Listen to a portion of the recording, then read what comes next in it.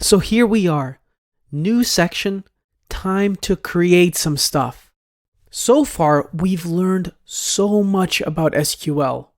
We've created a foundation that really can form as a bedrock for you to be able to pretty much do SQL in any environment. Even though we've picked Postgres as the mainstay or the technology of choice for this course, the majority of things and exercises and concepts you've learned are almost completely transferable to other technologies. And the whole point of this is to create that foundation that will make you take off like a rocket ship once you leave this course. Once you're done with this course, what we want you to be able to do is, oh, you want me to pick up Postgres? I can do that real quick. Want me to learn MySQL? Give me a day. Hey, what's that obscure technology over there, that database technology? I got that. Because we've created such a foundation of learning and concepts and basics, the mastery really comes with practice.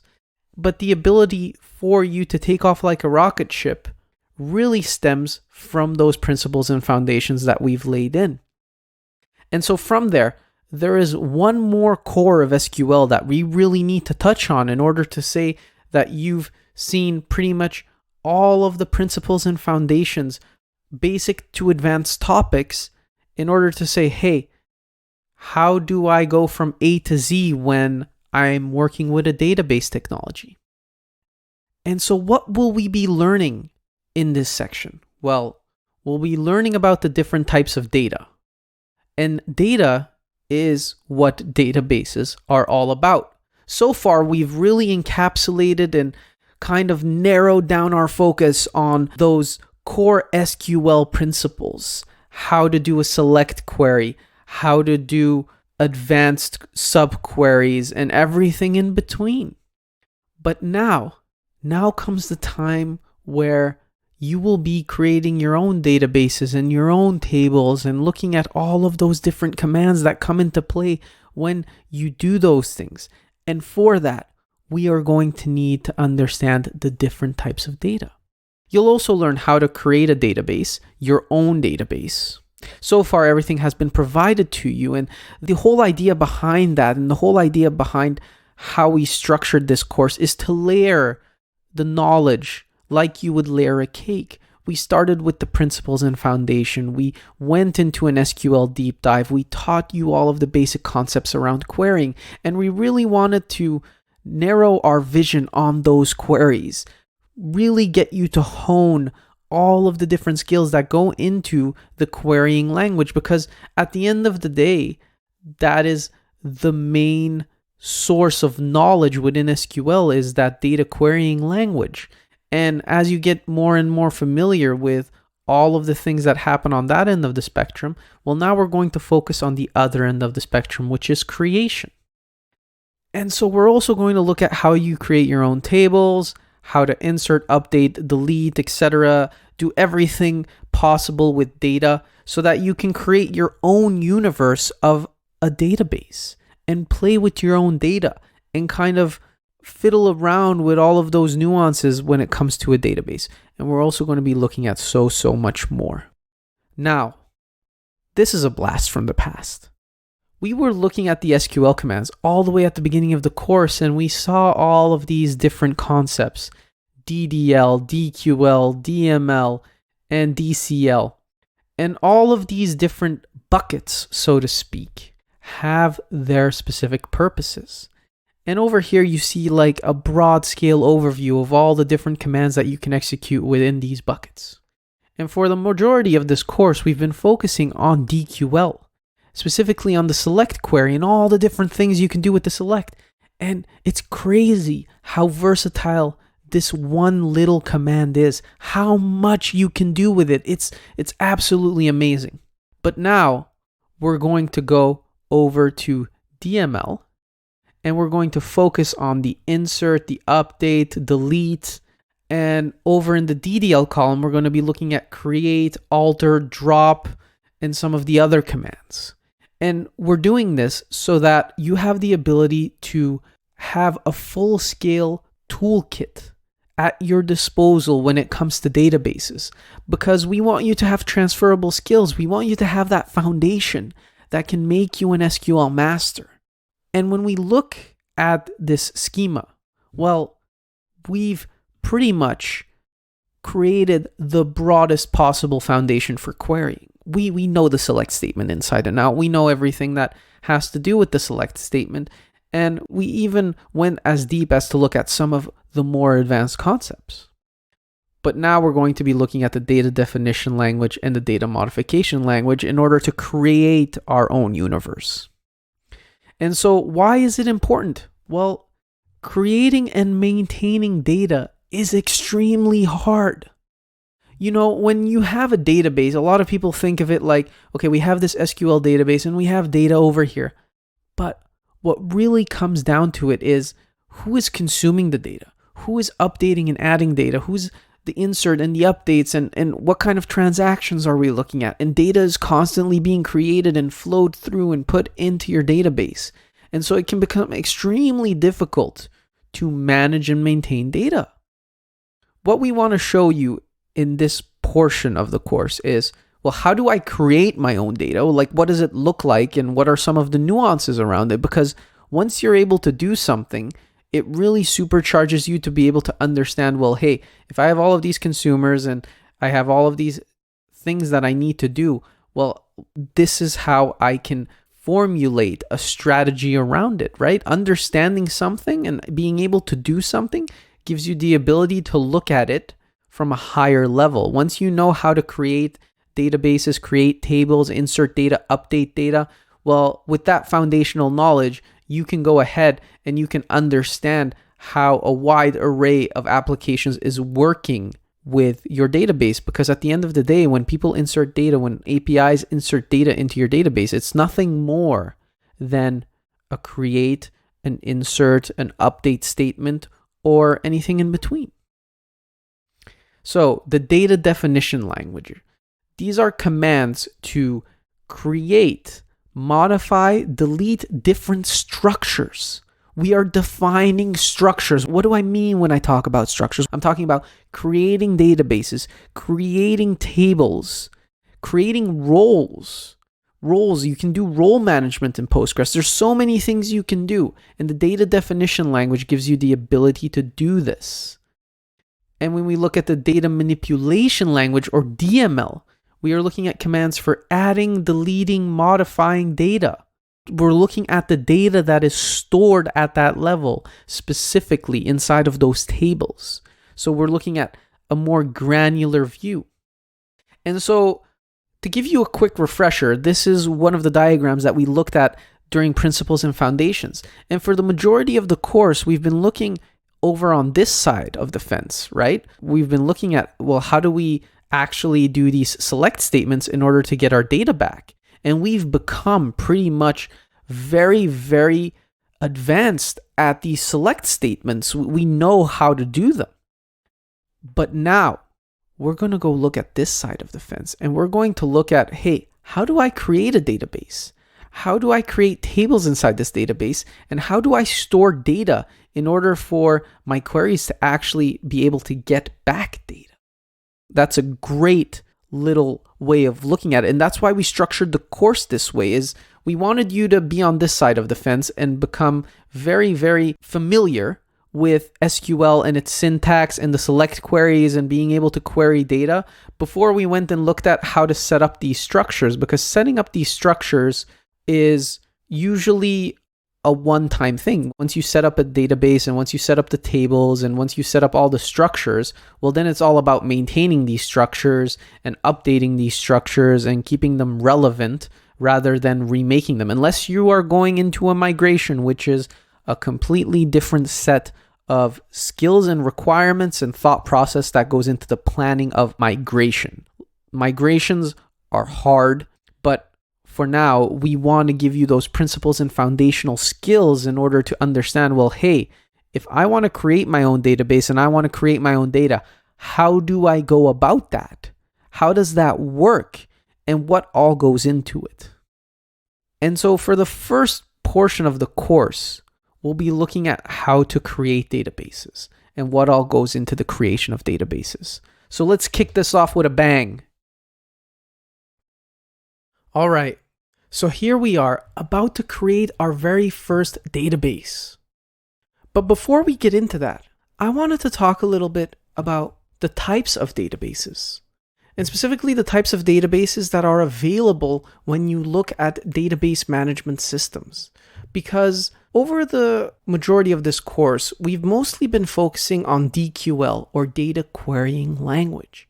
And we've mostly focused on looking at everything from basic select statements all the way to subquerying and everything in between. We're not shy to say that we've become fairly confident in our SQL querying skills. But now we're reaching into a completely different area.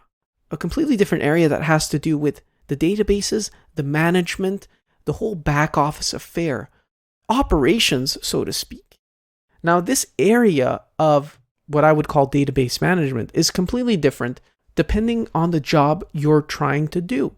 Now, if you're at a startup, you may do everything in between, from database management to creation and all of that good stuff. But if you're in a more rigorous environment with a more structured company, they may have departments that deal with certain aspects. If you're a business analyst, you may be writing a lot of queries to get data out of regular databases.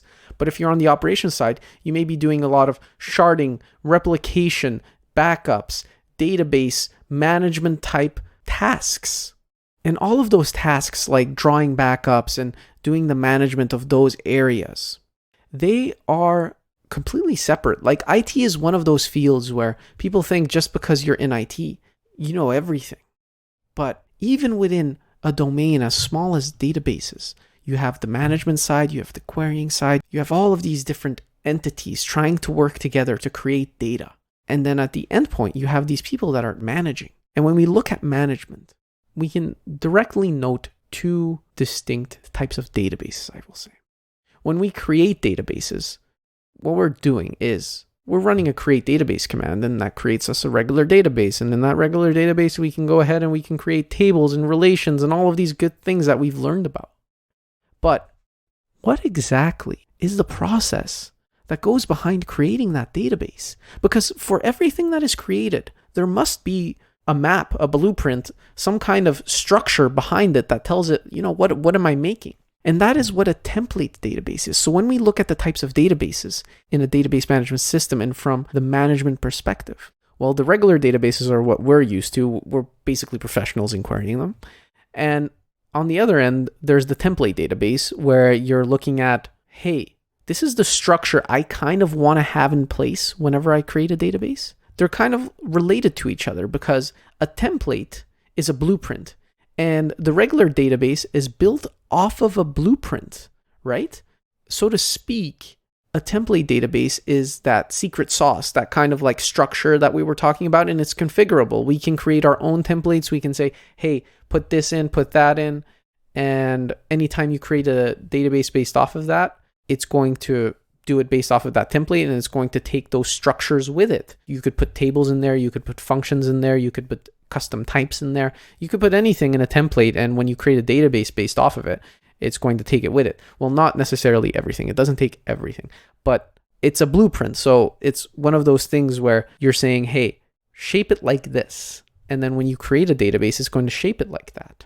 So now that we know about the types of databases, what I really want to zoom in on is, how does Postgres set up the shape of the world? Like, how did that happen? What happens when Postgres, when we set it up?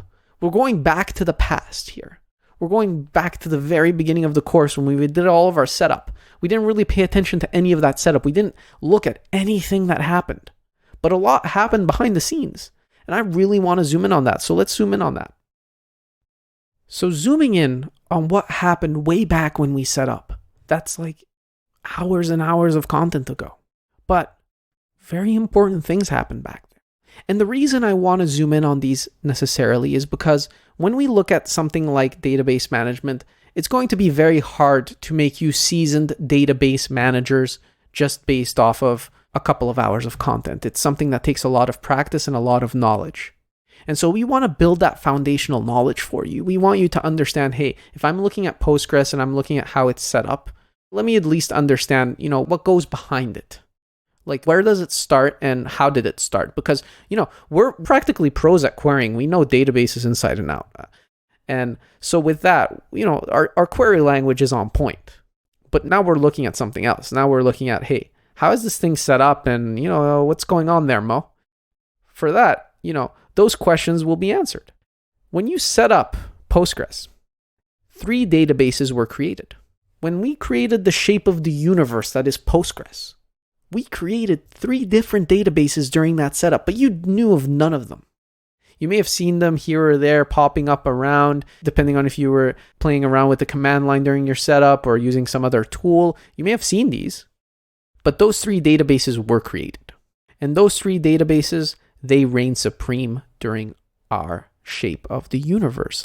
I'm using this analogy to death, but I'm butchering it slightly, but what I'm trying to get at here is, when we set up Postgres, what we were trying to accomplish was setting up this shape of the universe that we could go ahead use to create more and more things. Because when we look at data is something that continues to expand. We get more and more and more data. And with that more and more and more data, you could theoretically look at it as kind of a universe, I guess. But analogy aside, like I've been using it a lot. What we created was a Postgres database, a template database, another template database. You're going to love this one. Why 2 template databases? Well, we'll get into that. But let's zoom in on this guy first, the Postgres database. Why was this created? And why these 3? Let's zoom in on that. Well, the Postgres database was the default database that is created when you set up Postgres. So when you do initialize DB, initdb, this is the command that, depending on how you set up Postgres, you may or may not have had to use. Now, we've automated the majority of the process for you during the setup to hide as much implementation from you as possible, because we really, really wanted to focus on making you SQL masters, focusing on those SQL skills, those raw querying skills. All this management and this and that, we're getting to it now, but at the beginning, we really didn't want to overload you. When you set up your database infrastructure, you're setting up a Postgres database by default. And this is always going to happen by default, because the default user you get with a Postgres installation is Postgres. So Postgres is the user, and it creates a database called Postgres. Coincidence? I think not. Now, the first time you initialize Postgres, you can connect to the Postgres database that it's set up for you, the very first database. So here we see some command line. Again, something that we're going to be zooming in on during this portion of the course for a bit to get you some of those command line skills going. And we used some command line during setup to run some backups and restore some databases. But we really didn't focus on it throughout the course because, again, we chose a tool that was cross-platform, easy to use, easy for entry, that you could really go zone in, hone your skills on for select queries. And also, if you liked it, use with other database providers down the line.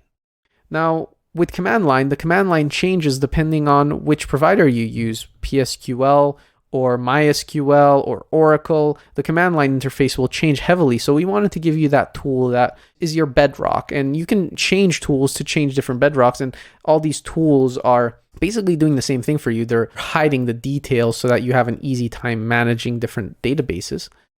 The first time that you initialize, you can do the PSQL command. And the PSQL command is the main command that you use to log into a database and a host of other commands. And when we use it, we can give it a -u, which tells it, hey, I'm going to give you a user.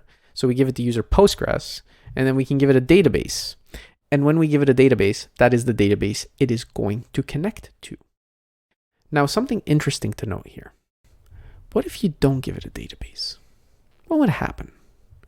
Well, Postgres by default will assume a connection to a database with the same name as the user if no database is supplied. So if you did something like this, what it's going to do behind the scenes is it's going to assume that you're trying to connect to a database called Postgres. Now, why would it do that? Well, it's default behavior. What the architects were thinking, I can't necessarily tell you, but the default behavior is there. So it's by default always going to assume a connection to a database with the same name as the user. And this is true for any user. Who would ever do this? No one. You always, always, always give a database name when you are connecting. You always have to give a database name when you're connecting. There's no reason not to. If you do, well, now we know what the default behavior of Postgres is going to be. It's going to try to connect to a database with the same name as the user. And in the case of Postgres, if you're able to log in with that user, if you're not another user, well, yeah, it may work. But if you're a different user, you may not have a database with the same name as your user. So tough luck. Noting this default behavior, again, random, nitpicky knowledge, call it what you will, but it gives us an understanding of how this software actually is working a little bit. And with that, if we connected this way, and we went into the Postgres database and we connected, and we ran the command /coninfo, CONNINFO, it would tell us you are connected to the database Postgres. As the user, Postgres. Interesting.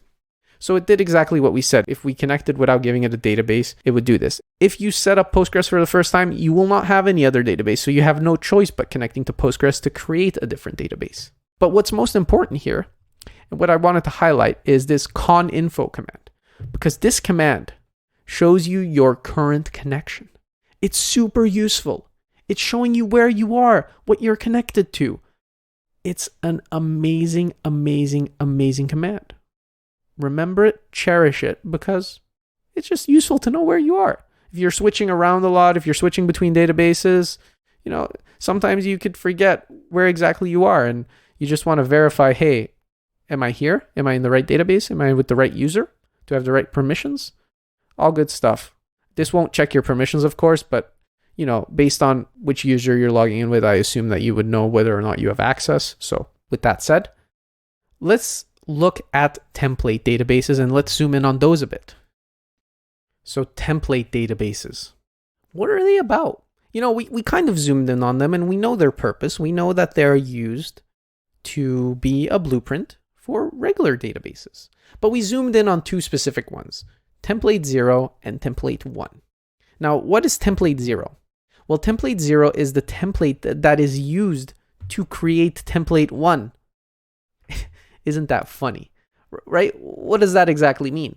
Well, in essence, it means that it's a backup for template 1. It's kind of like saying, hey, I'm going to give you a template that's going to be your default for everything, but I'm also going to give you the template that I used to make that template just in case you screw up that template.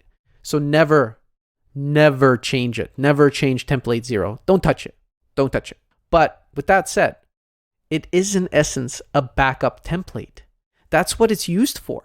Think of it as your safety net, your safety template. If you went ahead and you changed template 1 with a bunch of different things, I've never had to change template 1 necessarily. You can create other templates based off of template 1 and then use that as a template. But I've never had to change template 1. But let's say you change template 1 and you put a bunch of stuff in there. Well, now if you wanted to create a database based off of the original template, well, you still have template 0 available. So don't change it. Don't touch it. Now, template 1 is the interesting one. This one has more functions. It's used to create new databases. That is its function. That's all it does. Like if you run the create database command, it's going to use template 1 unless you tell it to use something else. It is your default. Any changes that you make to this template are automatically applied to all new databases. That is what it does. So if you change template 1, all of the databases you already created up till now, not going to be affected by it. But all of the new ones moving forward, well, depending on what you added, removed, changed, you're going to see that in the new databases moving forward. So be careful with what you change here and create different templates if you want to play around with it. Also, one thing to note is that because template 1 is the default template, if it is being accessed, if we're connected to it like we connected to the Postgres database, no new databases can be created until the connection is closed. Interesting. Okay, so if we connect to template 1 and we start fiddling around with it, no one else can create databases. Well, let's see how that works. So over here, I'm in my command prompt. What I'm doing over here is basically I'm going to PSQL -u, and I'm going to use the user Postgres. But what I'm going to connect to is template 1. And if I do coninfo, which we know is the best command ever, we're going to see that we are connected to template 1 as the user Postgres. Okay, so now to prove our hypothesis, right? That's what we're here for. If we created a new prompt, let's say I PSQL -u, and I use Postgres, and I connect to the employees database, just the employees database, but I'm going to create a different database from there. I'm just going to connect to this one, and I'm going to say, hey, create database, and let's say I call it my blocked DB, because we know it's going to be blocked. Well, now it's hanging. It's not really, nothing's happening. Okay, so we get an error. And what this error is telling us is source database template 1 is being accessed by other users. There is one other session using the database.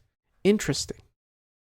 So if we went back here and we said exit, and then we went back over here and we ran that command again, boom, database created. We got confirmation, baby. Now, with that said, this doesn't mean very much, right? We created our database. We were able to connect. Now, with that being said, creating this database explains something crucial to us. It explains to us that when we are connected to a template database, template 1, we cannot create other databases because it is the default template. But hey, what if I connected back to it and then I said, well, my block DB2, okay, that's not going to work. That's just going to break, right? Well, what if I said with template 0? What will it do? Oh, created the database. Interestingly enough, let's go look at that. And we can see here, I have my block DB and my block DB2.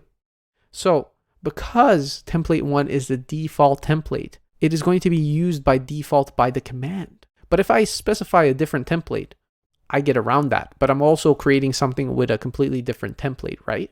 That's the catch right here. You can get around this, but it depends. If you're going to use different templates, you can use different templates, but by default, everyone uses template 1. So it's an interesting behavior to note, and it's an interesting behavior to see. And so with that, but what we just saw, we know now you can create your own template database and create other databases with it. But this is not very common. Like, I don't know a lot of people that go out of their way to create multiple template databases and whatnot. You start with the default template and you create a database. Unless you're creating hundreds and hundreds of databases or many, many of the same, it's not very, very common. But you could do something like create database, my super duper template, because a template database is in essence a database. And then you connect to that super duper template and you create the table, my super duper table. And after creating that database, you can connect to it. You will see the table. We created that table inside of that template. But now if we create a database and we say my super duper database and we say with template, my super duper template, what you're going to see is if you connect to my super duper database, you're going to see a table, my super duper table, because it was used as a blueprint. So now comes the question. Mo, you've been telling us all of this random stuff about how Postgres is set up, and it's been useful, but how do I create a database? We're going to answer that right now. All right. I've held you up long enough. We're finally going to look at how to create an actual database. And first up, as always, we're going to look at the syntax. How exactly do you create a database? Well, the syntax is nothing simpler than create database and then you give it a name. That's all you have to do. That basic command will create a database for you with all of the defaults. It'll use template 1. It will set all of the same defaults. But if you want to override it, you can. You can override certain things by using the with statement. You can say with a specific owner, because by default, when you create a database, the user that creates the database is the owner of that database. So you can specify a different owner. You can say with a different template, with a different encoding, and all of these other options. And the connection limit is basically what says, hey, how many concurrent connections can I have to this database? Can one user connect at a time? Can two? By default, the connection limit is 100. So all of these different options, let's zoom into them. I'm going to zoom into the subset that is most important for the purposes of this course. When we create a database, we may want to specify a different template. By default, the template is 01. We may want to specify an encoding. By default, the encoding is UTF-8. Never change this. UTF-8 is great. Don't even go play with the other encodings. An encoding is basically the way that characters are going to be stored, the way text is going to be stored. Can you store emojis, for instance? Don't store emojis in your database, please. But just to say, UTF-8 is one of those encodings that allows you to store characters in certain ways, and it has the broadest availability. Please do not change the encoding of your database. It was often the case in the past that the encodings would be regional, like people would choose an encoding that was local to whatever region in the world they were from, but that doesn't really garner international support. UTF-8 supports almost every character set in the world. You can store Arabic, you can store other languages. If you stored in a different encoding, you may miss out on all of those other alphabets, including the emoji alphabet, I guess. And then there's the connection limit, by default 100. 100 is a lot. But let's say you wanted to narrow that down. You only wanted 2 concurrent connections to a database. That could be, I guess, something you may want to do. It could also be considered a type of security, I guess, if you limit it to a very, very, very small amount, and you had an application that was talking and you only wanted one more connection open for an administrator to go in or whatnot. Although, don't do that, I guess. And then you have the owner. The owner is the current user. The current user that creates the database. And that user can specify a different owner if he so pleases. Now, let's look at creating an example database to store courses. That's what we're going to do. I had this little fun idea of actually creating a database to store some courses in. So let's create a database called ZTM, or Zero to Mastery, and we're going to create a very, very, very basic database that's going to store some courses for us. Sound like fun? Well, let's get into it. But before we get into it, I want to zoom in on one more thing here. Database organization. Now, let's go create our database, and then let's hop back here to talk about database organization after. So here we are, back in command line land. And let's do PSQL -u. And let's do Postgres, database Postgres. Just connect there. And let's run a create database command. And let's do ZTM. And as you can see, I already have the database ZTM, but all of you don't yet. Let's get into that. Let's quickly drop this database. And let's create it again. Seems like I'm still connected to my template, so let's exit here. And I'm still connected to it from Valentina Studio, so let me quickly quit that. With an open connection, you can't really do something. So now I've dropped the database, and if I go ahead and I create the database again, now I have the database. What we can see is that the database is over here. So now that I have the database all set up, let's go talk about some organization.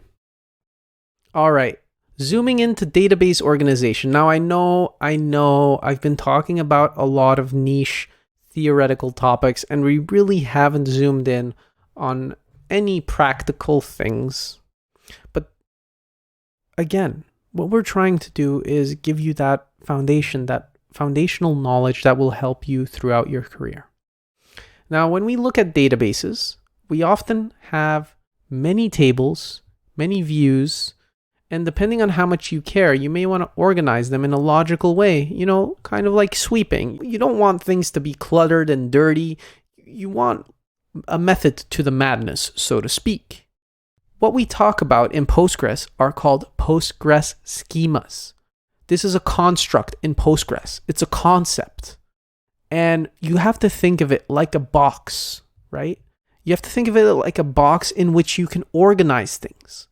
And so over here, you can see 4 boxes. And these 4 boxes represent 4 different schemas. And in these boxes, we can organize tables, views, indexes, types. We can basically say, hey, these are separate from each other. And why would we want to do that? Well, let's say we were creating a database structure for a company. And we had a sales department, a marketing department, all of these other different departments. Are we going to create a database per department? No, all the data needs to be intermixed so that we can kind of select and pluck data and query effectively among that one database. Why would you go and split that prematurely? That sounds like a lot of work, creating a database per organizational unit, so to speak, per department. No.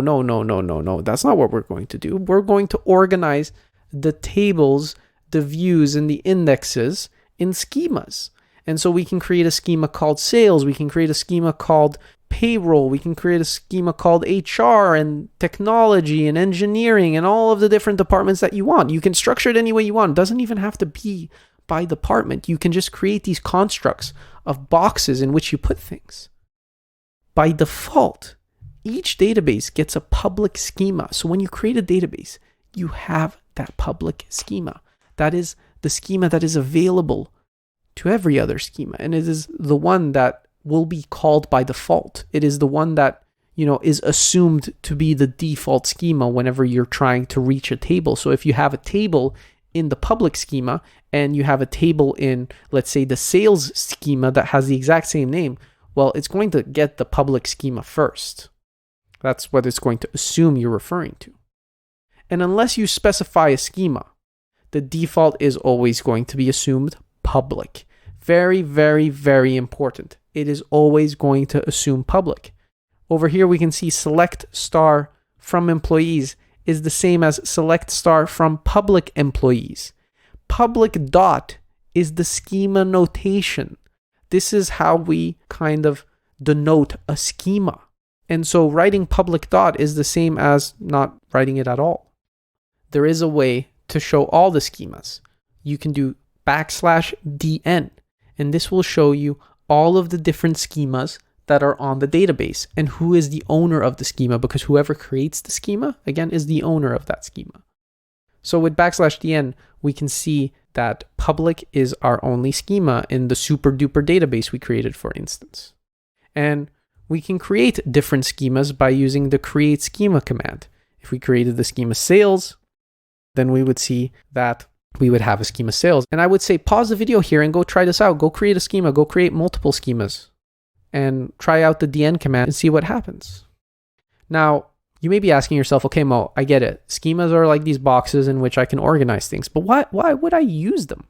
And this is plucked directly from the Postgres docs. But it's important to know, why would I use schemas? And it's to allow many users to use one database without interfering with each other. So interfering with each other, what does that mean? Well, if we only had a public schema and each department, for instance, needed a table that had the exact same name, well, they would interfere with each other because in one schema, you can't have two tables with the exact same name. And what are you going to call it? Table 1, table 2, sales _ table? You can do that, but it's not great. Schemas are a better way of optimizing for this. It's also good to organize your database objects in a logical group, and it makes it more manageable. And then the third one and the final one, if you have third-party applications that need certain tables and data and whatnot, you can put them into separate schemas so that they do not collide with the names of other objects. Again, very important. It's about not interfering with the global data, right? If you separate things into schemas, you can have duplicate names. You can have duplicate named objects that are not necessarily the same because they're in a different logical group, but you're still operating on the same database. And so the question becomes, well, why wouldn't I expand to a different database? Well, because maybe you want to make it easy for yourself to be able to query across the multitude of things that are stored in your database. The only reason that you would go off into a completely separate database is if it's for a completely separate purpose that has nothing to do with the data that you have in your current database. So always reach to the things that make it easiest to manage before you go and do something like creating a completely different database, or as I like to call it, a completely different universe, because you're not going to have any of the data from the other database. And so with that, with schemas out of the way, the one thing that I wanted to zoom in on, it's very easy for us to go ahead and at willy-nilly, create a database. It's very easy. We run the command and, we're hot shots. We can create databases left and right. super, super easy, straightforward. Well, creating a database is actually a restricted action. Not everyone is allowed to do it. And so what I wanted to do is I wanted to zoom in a bit on permission management, because that's also important when it comes to databases, when it comes to managing databases. Who is allowed to access what? How do we structure those rules? Because, we set up this database world, and we're a super user. We're an admin. We have like the Superman logo on our chest. We can do whatever we want, but not everyone is allowed to do it in a bigger company, in a bigger scale. There are rules and permissions. And so let's look at how those work in Postgres. Roles in Postgres. I know it's been a lot of theory so far, and we haven't really zoomed in on anything concrete, on any exercises. But again, I promise you, this foundation is worth it, because the more you understand about all of these concepts, the stronger you are positioned to know what is going on around you. And all these areas you may want to dive deeper into as you go along. You may find something that interests you. So when we talk about roles in Postgres, we're talking about security. And when we talk about security, security is vital. So roles are vital to any DBMS, any database management system. Roles are absolutely vital, because they determine what is allowed, right? When we set up roles, we're basically setting up the functions to which people are allowed or not allowed to do things. So this is a very, very important part of database management. And it's very hard to get right. As with everything, it's very hard to get right, but rightfully is so, because when it comes to roles, when it comes to what's allowed, you have to be very, very careful. You don't want something accidentally going wrong because you gave the wrong rules and permissions. It's a trust-based system. So when we look at roles in Postgres, what a role is, it can be a user or a group. It depends on how the setup is done for that role. So it can be an individual user, or it can be a group in which we put multiple users. That's interesting. So any which way you slice it, a role can either be an individual or a group of individuals. Now, when you think of a role as a term, you think of a group of individuals having a role, because you think of it being something that someone has, right? You think of it as something you give to someone, a role you give to someone. Well, in Postgres, you can basically make it an individual as well. So it can function as a user. It can be a role that's given to only one user. That's interesting. Another thing to note about roles is that roles have the ability to grant membership to another role. So you can give a role to a role, and when that role is given to someone else, they automatically have both of those roles. So roles have the ability to grant membership to another role as well. It's very interesting. So there's the chain of permissions, of which roles can have roles and then give roles to users. And roles can also grant membership to another role. So they're very versatile. Now, are you confused yet? Because it can become very confusing, but in actuality, it's pretty simple. When you look at roles, roles have attributes and privileges. And attributes are basically the same thing as a privilege. Like, attributes define a privilege, but there are privileges that aren't attributes as well. Like, you can have an attribute that says you're a super user, and that could give you the privilege to do whatever you want. But you can give individual privileges to a role that have nothing to do with an attribute, just like super user. Super user is an attribute, and it specifies a couple of privileges. But the individual privilege could be read access, write access to everything. The ability to create databases. Those are privileges. Now, attributes can define privileges. Privileges are linked to attributes, and privileges can be given independently. Let's take a closer look at some of those role attributes. All right, so let's zoom into some of those role attributes. Because when a role is created, it is given certain attributes. The privileges of a role are determined in part by its attributes. It's like I said, when you define a role, there are two different parts to it. There are the attributes and there are the privileges. And some of the attributes of that role can determine some of those privileges. They can say, hey, you can do this and this and this because you have this attribute. But privileges can be more granular than that. You can give specific privileges as well on top of what the attributes give you. So when we look at certain attributes that can be given to a role is, for instance, create DB, no create DB. So you can tell a role whether or not it is allowed to create databases. You can give a role the ability to create a role or not create a role. You can give a role the attribute to log in or not be able to log in. And on top of that, you can give a role the ability to be a super user or not be a super user. So interestingly enough, what you see here is these attributes that we're defining, super user, no super user, create DB, no create DB. In part, we're telling a role, hey, these are some of the attributes that you can have. And, by giving it the attribute, you're also defining a privilege. You're also saying, hey, you're allowed to create a DB or you're not allowed to create a DB. You're a super user, so you're allowed to do everything, or you're not a super user, so you're not allowed to do everything. So attributes that can define privileges. There are a vast array of privileges outside of attributes as well.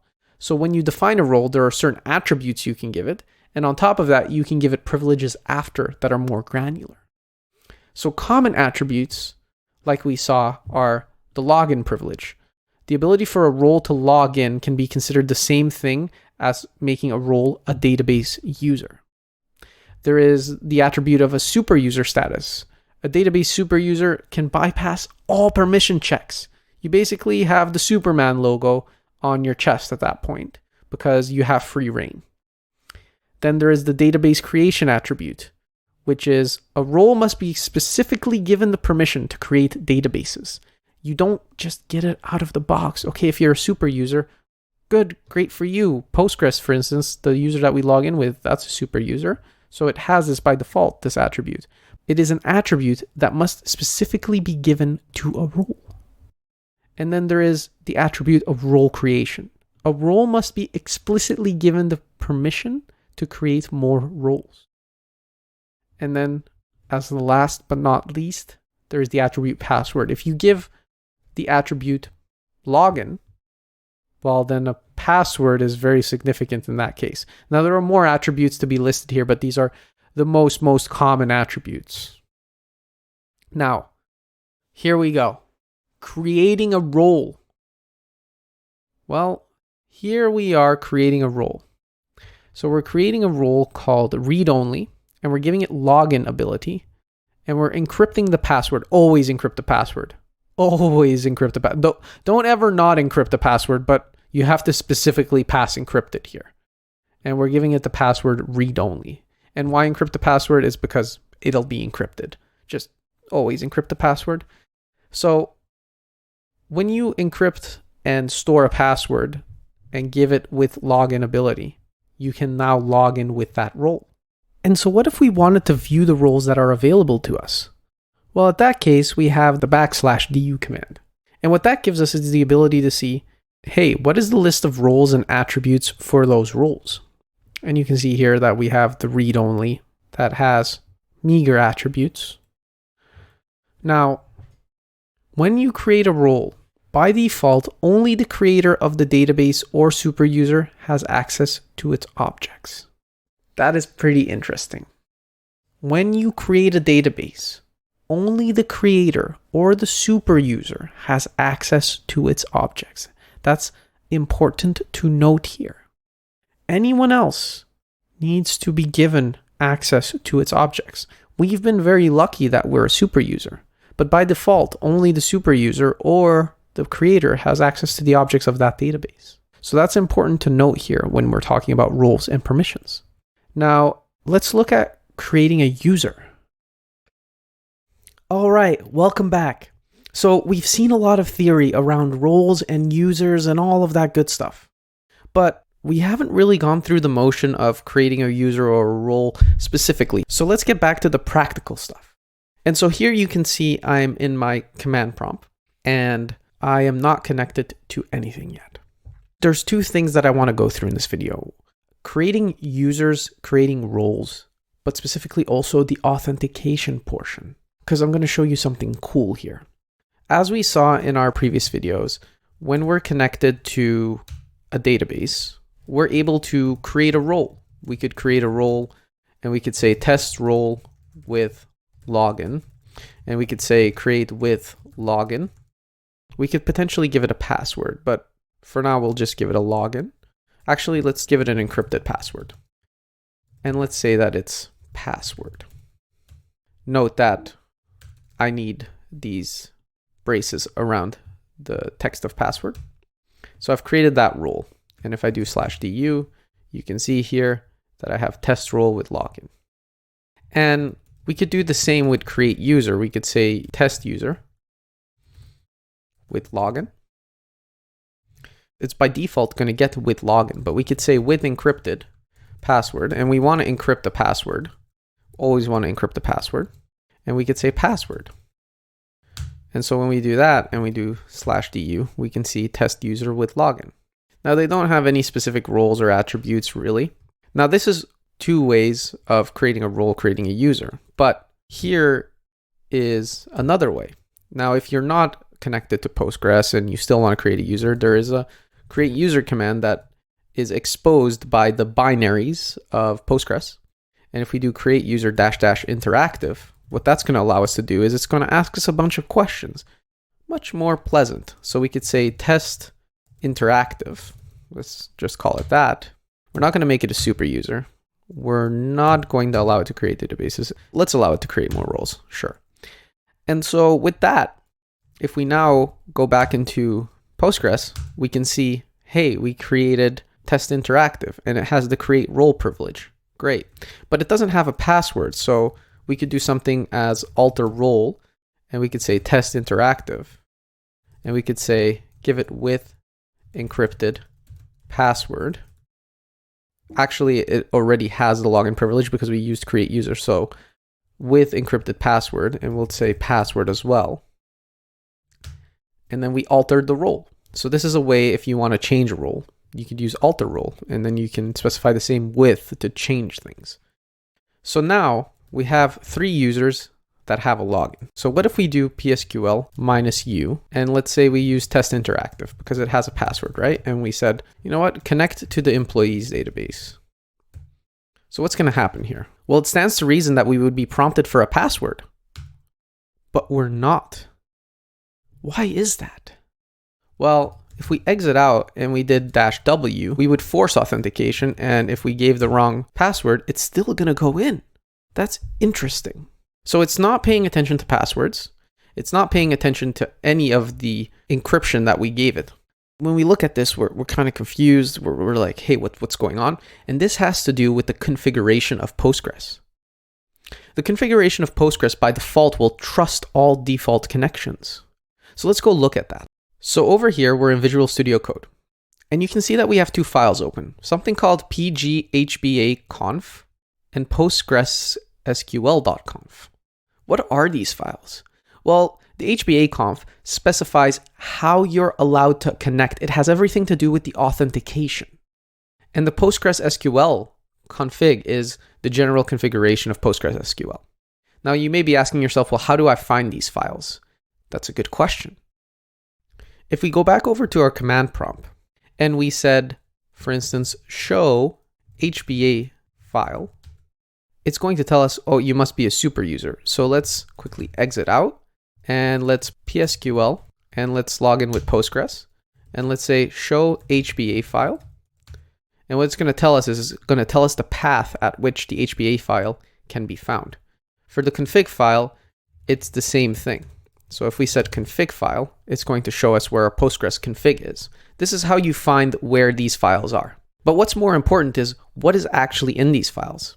So if we go back over here in the HBA file, which has everything to do with login and interaction, you can see that for the local system, by default, for all databases, for all users, it's going to trust the connection.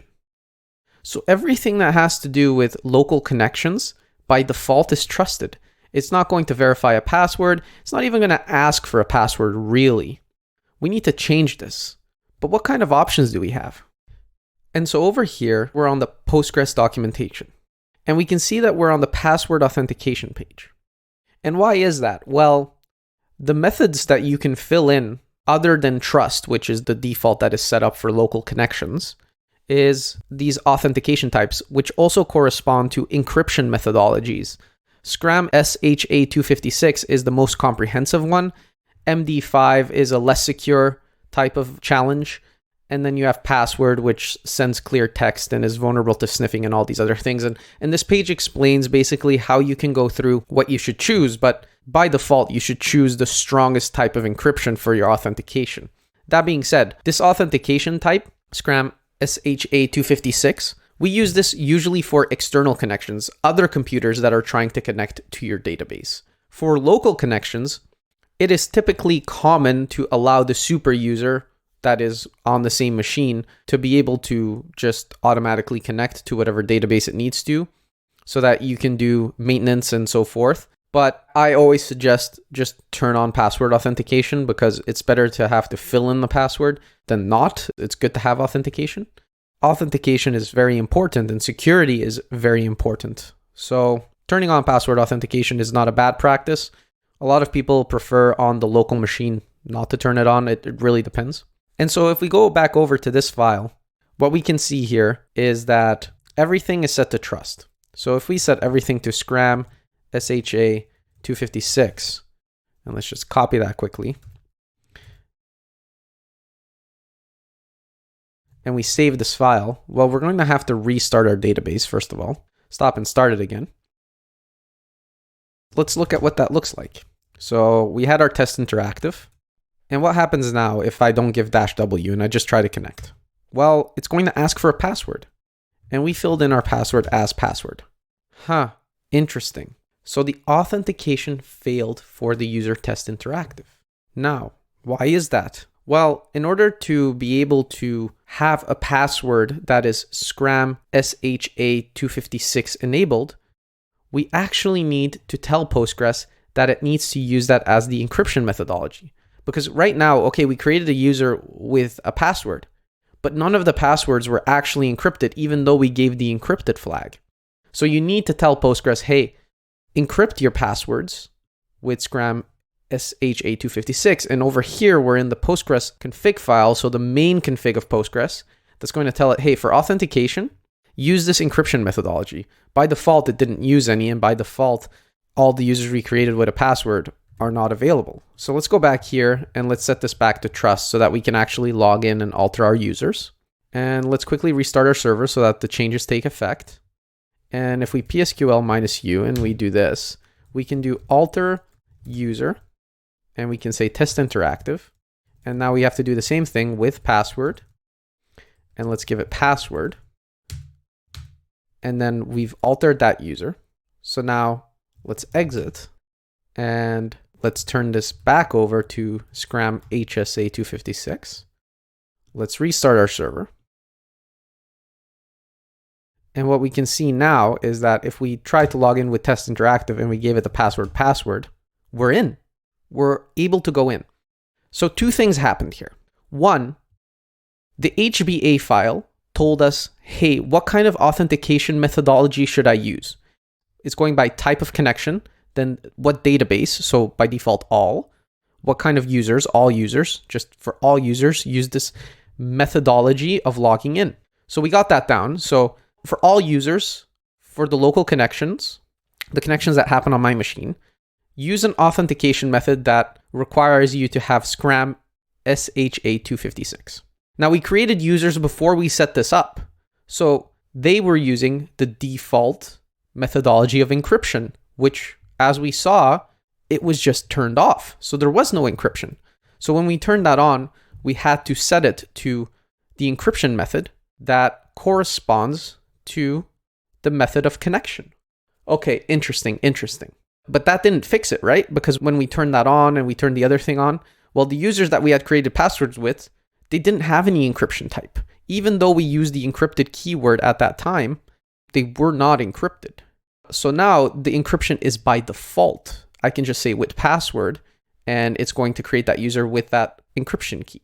So now what happens is when I altered that user, their password is being encrypted with the right encryption methodology. It's always good to send the encrypted keyword with it, but for this intent and purpose, it encrypted the password correctly. And when we logged in, we were able to log in because the password was encrypted correctly and could be decrypted correctly. But now, as we see, if we were to want to log in with Postgres, well, what's the password? Well, it was Postgres, but the authentication failed. So interestingly enough, what a lot of people tend to do is they tend to say, hey, okay, for local all, not the user all, for the user Postgres, which is our default user, our super user, let's just trust them. And so if you stop and start this, now I can just log in with Postgres. This is a type of configuration that you may find. For local machines, I would suggest, okay, allow Postgres user to be trusted, but all other users should still log in. It's important to log in. Why not log in? If you have the password, why not log in? But that being said, these are all only for the local connections. And so for external connections as well, we need to probably go in here and set up what kind of methodologies external connections are allowed to have. And if you're connecting to the host, so this is connecting to the host. If you connect to the actual IP address, well, it's going to authenticate through the encryption. So all of this has to do with the configuration of authentication. So how do you log in? And a lot of this is nitty-gritty type of stuff. It goes very deep into database management, and it goes very deep into authentication methodologies and setup and configuration. And you can see how all of this becomes very, very, very specific. It's all management type of stuff. We're not really touching SQL. We're touching configuration. We're touching the way that things are set up and the way that Postgres is configured. I thought it would be important for you to, first of all, kind of have an insight into this and know how authentication works and what all goes into it. But it's not the main focus. Knowing these files is important. There is configuration behind Postgres, this whole world of setup and configuration that you can go through to tell Postgres, hey, do this, do that, more granularly, only allow secure connections and all of this other stuff that goes into network and database management. And so knowing about these files is important when you're trying to maybe set up your own production Postgres database. So keep in mind that these files control the configuration of Postgres. That being said, creating users and determining roles and how you're going to set up the world around your users, that is extremely difficult.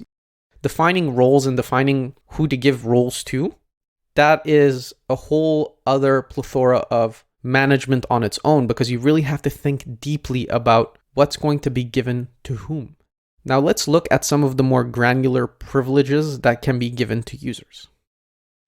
All right, so in the previous video, we saw a lot of information related to creating users, logging in with a password, and all of that good stuff. Now, all of that is pretty heavy, right? And all of that really is tangentially related to SQL and writing queries. But it's important to know what is behind Postgres, right? Like, what is behind that iron curtain, and how do you configure Postgres? This course isn't meant to make you database administrators or configurators, but it's important to know what files are available to you and where to look when trying to configure a Postgres database for production. And so when we look at something like privileges, we just showed you that the login attribute and the password attribute give you the privileges of logging in and being able to authenticate. But that authentication isn't by default. You need the HBA file and you need the config file. Now, from that, we can see, okay, attributes give you privileges, but attributes can only give you so many privileges, right? We only saw a subset of the attributes, and what those attributes told us is, hey, you can log in, you can be a super user, you can do this or that, and those attributes define some type of privilege. But when you are not a super user, what you can do is fairly limited. Like when we saw the interactive creation of a user, what we saw there is there was a limited subset of attributes that it was telling us to choose from. Can you create new roles? Can you create new databases? Are you a super user? So those attributes that we saw, they only define a small subset of privileges. And it really depends on what default privileges are set, what you can do as a user. So if you're not a super user, what you can do is fairly limited. By default, objects, so tables and all that other stuff, are only available to the one who creates them. So the user that creates the table, the objects, and all of the stuff in a database, well, that user, that individual, is the only one who has access to those objects. And that is interesting. So how do we give the privileges to users that are created but aren't super users? Privileges needed to be granted for roles and users to have access to certain data, right? So we're used to working with a super user, but let's say you wanted to create 2-3 more users. You wanted to create a user for a backend system or a user for something else that has a login privilege and only has access to certain data on the database. Well, now we have to grant them privileges on certain tables. We have to tell them, hey, you can access these objects. And so by giving those privileges away, well, how do you do that? Because we've only seen how to give attributes to users when we create them. Well, granting privileges is the following command. You can do something like grant all privileges on a table to a user. You could also go ahead and if you have multiple schemas, you can say grant all on all tables in a schema to a user. So here we're granting all privileges on all tables, so that all privileges being, okay, the ability to write, the ability to read, the ability to update, the ability to delete. And we're saying on all tables. So you can also grant it on specific tables, or you can grant it on all tables. You can grant it on all tables in a specific schema, or you can grant more granular privileges. You could grant select, update, insert. You can grant specific abilities to a user. Be wise about the privileges you grant, because the privileges you grant determine what a user is able to do. Let's take a look at granting privileges. Let's take a look at some of the things that we can do. All right, zooming into database organization. Now, I know I've been talking about a lot of niche theoretical topics, and we really haven't zoomed in on any practical things. But again, what we're trying to do is give you that foundation, that foundational knowledge that will help you throughout your career. Now, when we look at databases, we often have many tables, many views, and depending on how much you care, you may want to organize them in a logical way, kind of like sweeping. You don't want things to be cluttered and dirty. You want a method to the madness, so to speak. What we talk about in Postgres are called Postgres schemas. This is a construct in Postgres. It's a concept. And you have to think of it like a box, right? You have to think of it like a box in which you can organize things. And so over here, you can see 4 boxes. And these 4 boxes represent 4 different schemas. And in these boxes, we can organize tables, views, indexes, types. We can basically say, hey, these are separate from each other. And why would we want to do that? Well, let's say we were creating a database structure for a company. And we had a sales department, a marketing department, all of these other different departments. Are we going to create a database per department? No, all the data needs to be intermixed so that we can kind of select and pluck data and query effectively among that one database. Why would you go and split that prematurely? That sounds like a lot of work, creating a database per organizational unit, so to speak, per department. No. That's not what we're going to do. We're going to organize the tables, the views, and the indexes in schemas.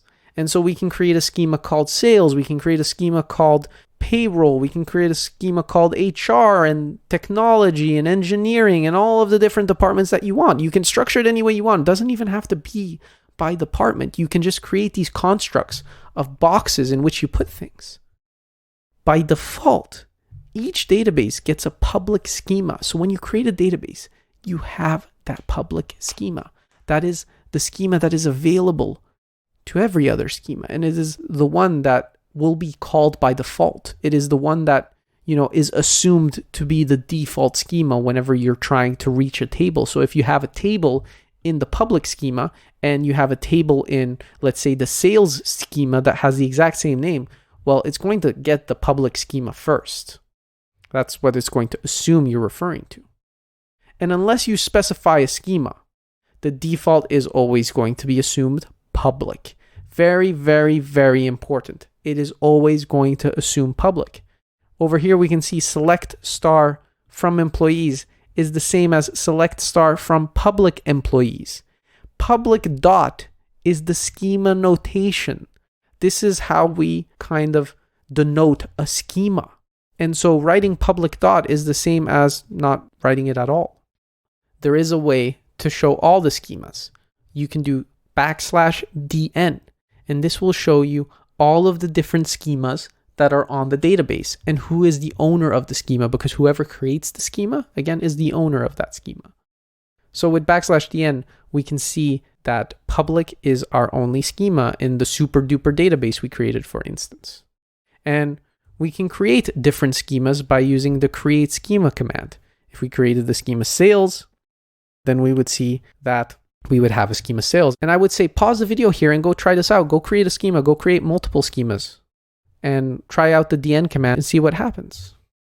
Now, you may be asking yourself, okay, Mo, I get it. Schemas are like these boxes in which I can organize things, but why would I use them? And this is plucked directly from the Postgres docs. But it's important to know, why would I use schemas? And it's to allow many users to use one database without interfering with each other. So interfering with each other, what does that mean? Well, if we only had a public schema and each department, for instance, needed a table that had the exact same name, well, they would interfere with each other because in one schema, you can't have two tables with the exact same name. And what are you going to call it? Table 1, table 2, sales underscore table? You can do that, but it's not great. Schemas are a better way of optimizing for this. It's also good to organize your database objects in a logical group, and it makes it more manageable. And then the third one and the final one, if you have third-party applications that need certain tables and data and whatnot, you can put them into separate schemas so that they do not collide with the names of other objects. Again, very important. It's about not interfering with the global data, right? If you separate things into schemas, you can have duplicate names. You can have duplicate named objects that are not necessarily the same because they're in a different logical group, but you're still operating on the same database. And so the question becomes, well, why wouldn't I expand to a different database? Well, because maybe you want to make it easy for yourself to be able to query across the multitude of things that are stored in your database. The only reason that you would go off into a completely separate database is if it's for a completely separate purpose that has nothing to do with the data that you have in your current database. So always reach to the things that make it easiest to manage before you go and do something like creating a completely different database, or as I like to call it, a completely different universe, because you're not going to have any of the data from the other database. And so with that, with schemas out of the way, the one thing that I wanted to zoom in on, it's very easy for us to go ahead and like at willy-nilly, create a database. It's very easy. We run the command and, we're hot shots. We can create databases left and right. Super, super easy, straightforward. Well, creating a database is actually a restricted action. Not everyone is allowed to do it. And so what I wanted to do is I wanted to zoom in a bit on permission management, because that's also important when it comes to databases, when it comes to managing databases. Who is allowed to access what? How do we structure those rules? Because, we set up this database world and we're a super user. We're an admin. We have like the Superman logo on our chest. We can do whatever we want, but not everyone is allowed to do it in a bigger company, in a bigger scale. There are rules and permissions. And so let's look at how those work in Postgres. Roles in Postgres. I know it's been a lot of theory so far, and we haven't really zoomed in on anything concrete, on any exercises. But again, I promise you, this foundation is worth it, because the more you understand about all of these concepts, the stronger you are positioned to know what is going on around you. And all these areas you may want to dive deeper into as you go along. You may find something that interests you. So when we talk about roles in Postgres, we're talking about security. And when we talk about security, security is vital. So roles are vital to any DBMS, any database management system. Roles are absolutely vital because they determine what is allowed, right? When we set up roles, we're basically setting up the functions to which people are allowed or not allowed to do things. So this is a very, very important part of database management. And it's very hard to get right. As with everything, it's very hard to get right, but rightfully is so, because when it comes to roles, when it comes to what's allowed, you have to be very, very careful. You don't want something accidentally going wrong because you gave the wrong roles and permissions. It's a trust-based system. So when we look at roles in Postgres, what a role is, it can be a user or a group. It depends on how the setup is done for that role. So it can be an individual user or it can be a group in which we put multiple users. That's interesting. So any which way you slice it, a role can either be an individual or a group of individuals. Now, when you think of a role as a term, you think of a group of individuals having a role because you think of it being something that someone has, right? You think of it as something you give to someone, a role you give to someone. Well, in Postgres, you can basically make it an individual as well. So it can function as a user. It can be a role that's given to only one user. That's interesting. Another thing to note about roles is that roles have the ability to grant membership to another role. So you can give a role to a role, and when that role is given to someone else, they automatically have both of those roles. So roles have the ability to grant membership to another role as well. It's very interesting. So there's the chain of permissions of which roles can have roles and then give roles to users. And roles can also grant membership to another role. So they're very versatile. Now, are you confused yet? Because it can become very confusing, but in actuality, it's pretty simple. When you look at roles, roles have attributes and privileges. And attributes are basically the same thing as a privilege. Like attributes define a privilege, but there are privileges that aren't attributes as well. Like you can have an attribute that says you're a super user, and that could give you the privilege to do whatever you want.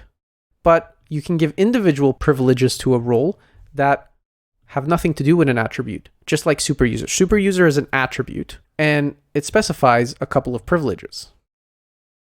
But the individual privilege could be read access, write access to everything. The ability to create databases. Those are privileges. Now, attributes can define privileges. Privileges are linked to attributes, and privileges can be given independently. Let's take a closer look at some of those role attributes. All right, so let's zoom into some of those role attributes. Because when a role is created, it is given certain attributes. The privileges of a role are determined in part by its attributes. It's like I said, when you define a role, there are two different parts to it. There are the attributes and there are the privileges. And some of the attributes of that role can determine some of those privileges. They can say, hey, you can do this and this and this because you have this attribute. But privileges can be more granular than that. You can give specific privileges as well on top of what the attributes give you. So when we look at certain attributes that can be given to a role is, for instance, create DB, no create DB. So you can tell a role whether or not it is allowed to create databases. You can give a role the ability to create a role or not create a role. You can give a role the attribute to log in or not be able to log in. And on top of that, you can give a role the ability to be a super user or not be a super user. So interestingly enough, what you see here is these attributes that we're defining, super user, no super user, create DB, no create DB. In part, we're telling a role, hey, these are some of the attributes that you can have. And, by giving it the attribute, you're also defining a privilege. You're also saying, hey, you're allowed to create a DB or you're not allowed to create a DB. You're a super user, so you're allowed to do everything, or you're not a super user, so you're not allowed to do everything.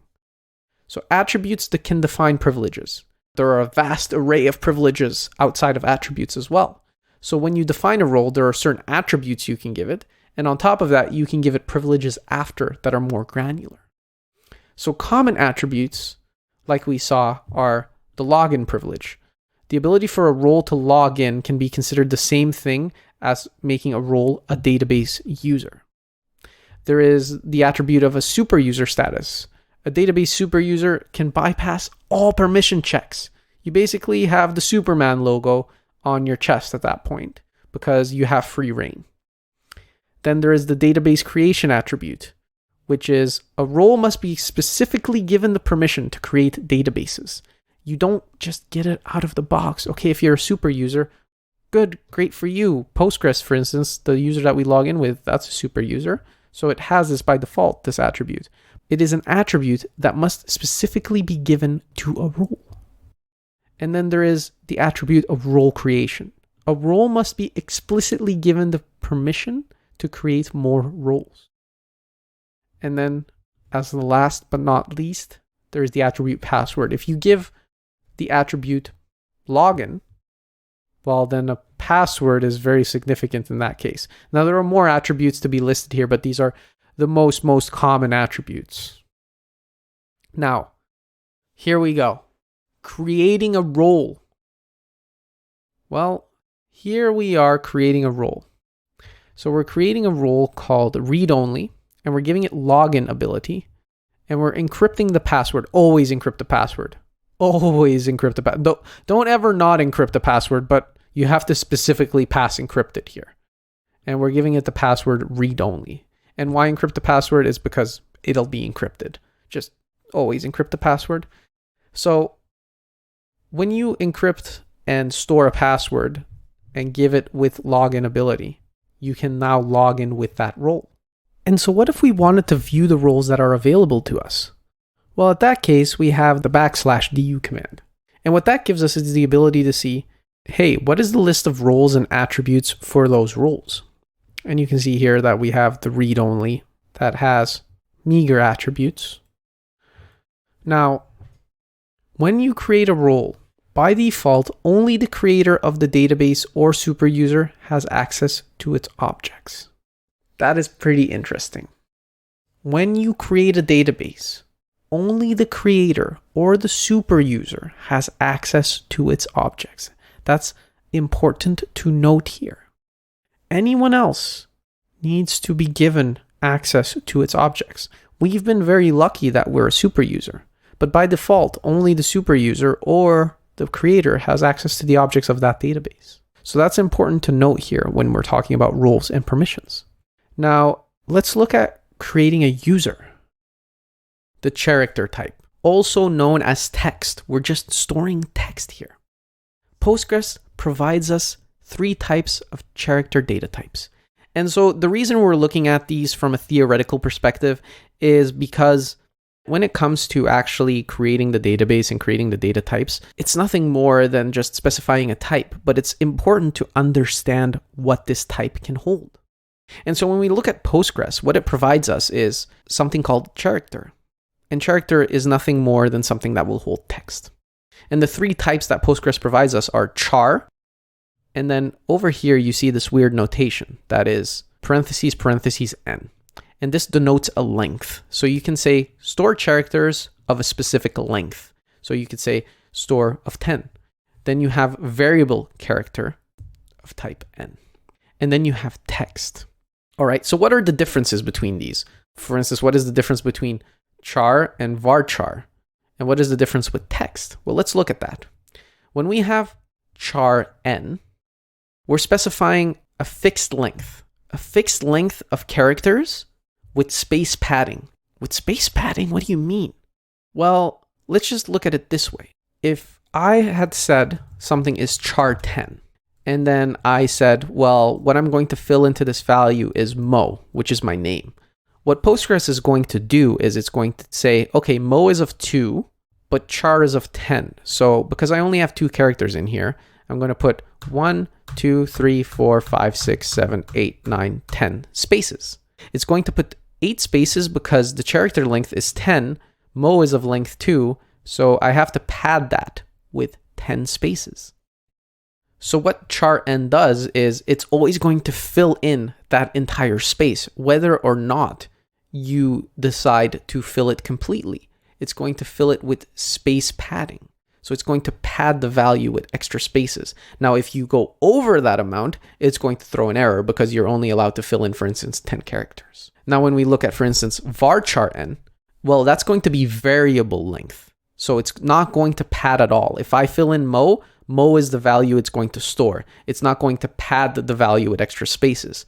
Now you can immediately see the difference here. This is going to be space saving because it's not going to store those additional characters behind the scenes to pad the value. It's very, very useful. And then you have text. And what text does is unlimited text length. So you can store an infinite amount range of text in there. Now, why would you not always choose text over varchar and char? Well, sometimes you want to put that constraint on. You don't want to allow an infinite amount of text in a certain field because that's just going to mess with your storage. So you want to limit the amount that can be filled in. Just like when you look at Twitter, they limit the amount of characters you can fill in. They're not going to store it in a text field. That would be stupid because now they have a data type that could support an infinite length, but they're limiting your character set. And so over here, I'm on DB Fiddle. And as you can see, I have some syntax here to create a table and insert some data into the table. And all of the specific syntax we're going to look at as we go along throughout this section of the course. But what you can see here is that I'm creating a table called test text, and I'm putting in a fixed char, a variable varchar with a length of 20, and an unlimited. And then inside of it, I'm inserting mo, and I have unlimited space. And when we look at it, it's filling in just fine. But what if we were to go over the 4 characters, mo? Well, now we're going to get an error. Too long for character 4. Okay, so we can fill in 3 characters. And here we can fill in 20. So mo. Now let's just keep going. We may be over 20 here. And variable too long for varying 20. Okay, so we can see here that there is a constraint placed on the length. So this can only contain 4, and this can only contain up to 20. Now the main difference between these two is the space padding. So this will automatically always fill in the 4 characters. It's always going to take in the exact same amount of space, and this is only going to take in the amount of characters that you're going to store. So there's a space saving feature. And then over here we have unlimited text. So in this field, I can store an unlimited length text. I could copy this 1,000 times. It doesn't really matter. It's going to store it, and it's not going to complain about the length. So knowing that and knowing about the features of the different types of text we can store and the limitations we can place and kind of the pros and cons of them, let's go look at how we can store numeric data types. Numeric data types. So far we've looked at Boolean values and storing text. But when we store numbers, we talk about numeric values. And there are 2 types of numeric values in Postgres. 2 types of numbers that you can store. One is called integers and the other is called floating points. And I hear you saying, what is the difference between these? Like, what are these? Well, integers are a whole number, a number that is not a fraction. A number that doesn't have anything beyond the comma. It's not 1.2. It's a whole number. It's 1, 2, 3, 4, 5, 6. It's 126. It's 1,000. It's nothing that contains a fraction. It's nothing that contains anything beyond the comma from math. And when we look at it, a whole number is a number that is not a fraction. Okay, we're saying the same thing twice. I know. There are 3 types of integers in Postgres. There is something called small int, something called int for integer. These are shorthands, small integer, and big integer. What's the difference between these? Well, a small integer is a number that can range from negative 32,768 to positive 32,767. Any number within that range, that's a pretty big number. You'd be surprised how fast you could potentially go over that number, but still it's a pretty decent sized number. And then when you look at int, an integer, the type, and when you look at the type integer, it's a number that can range from negative 2 million to positive 2 million. That's massive. That's a very, very big number. And then when you look at big int, it goes all the way from 922 billion or something like that, all the way to positive 922 billion. It's a massive, massive number. That's what we need to know. But why store 3 different types of numbers? Why, Mo? Why not just keep big int and store everything as big int? It takes up more space, and we're trying to save space. We don't want to unnecessarily store large types of data and allocate large pieces of space to be able to store a number this big. No. In most cases, we may only need a small integer. In some cases, we may need a big integer. It really depends on the use case. So given that variety, everyone likes a bit of variety, right? Like it's nice to have. So knowing that, having 3 different types of integers to choose from is just useful to you as a user. And they can store pretty much any variety of number. Now, make sure you do pick the right size. You don't want to be migrating to a different type, maybe a pain. And then the other type of number we can store is floating point. And floating point is a type of number that does contain a fraction. It's simply put numbers that can contain a decimal point, kind of like pi or what we see here, 3.17. It's a number that contains a bunch beyond the decimal point.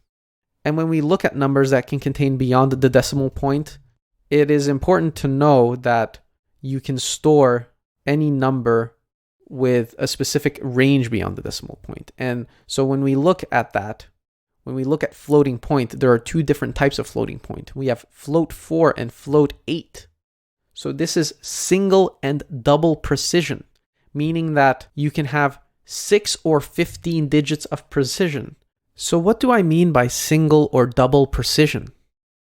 Well, by single or double precision, I'm meaning that there are 6 or 15 digits of precision when you use the type float 4 or float 8.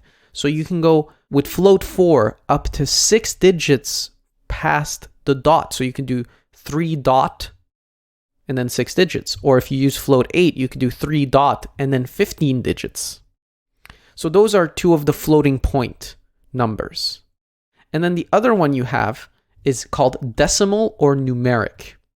And that has up to 131,000 digits before the decimal point and up to 16,383 digits after the decimal point. So it's a big number that can contain a big decimal point precision. It's way bigger than float 4 or float 8. It's kind of like the big int of floating point, so to speak. So let's look at what that looks like. So over here, I'm in dbfiddle, and I repurposed the original test text. But what I put in there was a float 4, a float 8, and a decimal. And this is just to illustrate what exactly happens when you fill in a value into one of these. And so over here, we can see that we're inserting a value into float 4, a value into float 8, and a value into decimal. And let's see what happens here when we select from. Well, we can see here that we're having 1.123, 4, 5, 6, 8. Okay. Well, it went 3, 6, and then the 7th character, it rounded up. Interesting. So it has a precision of 7. 0 to 6, 7. And then over here, it's 3, 4, 5, 6. So that's 6. 7, 8, 9, that's 9. 10, 11, 12, 13, 14, 15, 16. Interestingly enough, when we talk about the precision, what we're trying to say here is that it is precise up to the 6th character, and it is precise here up until the 15th character. And then it'll store a 16th character, in this case a 7th character, which it will take the rest of what comes behind and round it up. So you can see here, we're storing a way larger number than a 15-point precision. So it's going to go all the way up to 16, and it's going to round it up. And over here, it's going to go up to 6 precision. So when we say precision, we're saying this is where it ends its precision. This is where it loses, where it's precise. And then the following number is not going to be precise anymore. No, it's going to be a rounded up version of anything that came behind. And if we look at that, well, if we took this number and we stored it in both fields of float 8 and float 16, we're going to see that the precision is what counts. So it's cutting off the number, and here it's cutting off the number as well. And over here in the decimal, well, it's storing the whole thing. So that's the interesting thing when you look at floating point. When you look at a float 4 versus a float 8 versus a decimal, it's important to pick the right one so that you have the right precision. And looking at the precision of 4 versus 8, you can see where the precision falls off. One of the last and most important data types we're going to look at is arrays. Now, we've looked at date and time in the previous videos, and you can reach back to that to refamiliarize yourself with that data type. But arrays is a new data type. It's something we haven't seen before, and it's something we haven't seen in any of our databases so far. And what an array is it is nothing more than a group of elements of the same type. So it's a group of elements. So far, throughout the course, we've only seen fields that store one specific type of data, a number, a piece of text, so forth, so forward, and date and time, and all of these other things.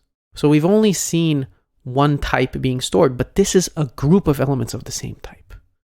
An array is denoted by a bracket syntax. So when we look at arrays, it's like boxes of the same data. We can store multiple pieces of the same data inside of that box. And we denote it by a bracket syntax. What do I mean by denoting it by a bracket syntax? Well, if we look at a phone number, if we were to store this, we would probably store it in a text field, and we would store one phone number. But if we were to store multiple phone numbers, well, here's the bracket syntax that we were talking about. And it's denoted by a comma on each line. So each individual line is a new phone number. So you can store multiple phone numbers by having an array of type text.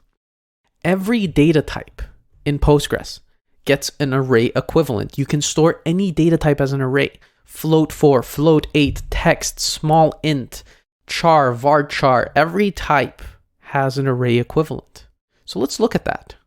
So over here, we're in dbfiddle, and we've repurposed the test text again, and we've changed the type. So for 4, we chose a char2 array. For 8, we chose text array. And for big, we chose float 4 array. So we have 3 array types here.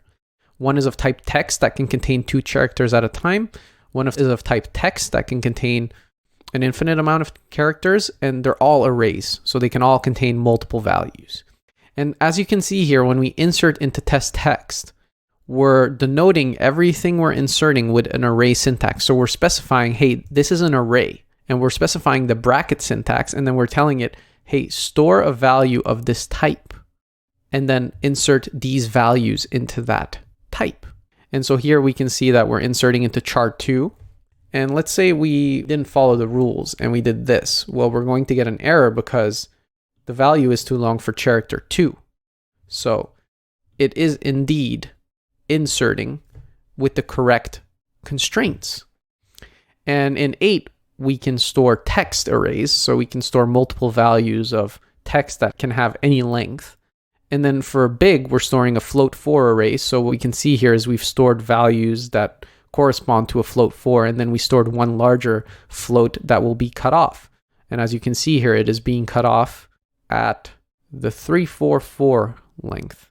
So it is denoted by a fixed amount of value that can go past the decimal point. And so with that, what we can see here is that with the array notation, we can just store multiple values in a single field. This is extremely powerful, and this is extremely useful because now we are not constrained by only being able to store one piece of data in a field. We can store multiple pieces of data in a field. Now, they're slightly harder to work with, but arrays can be extremely useful when you need to store a lot of information in one field and varying information in one field. And so with that, we've seen pretty much all of the data types that are most commonly used.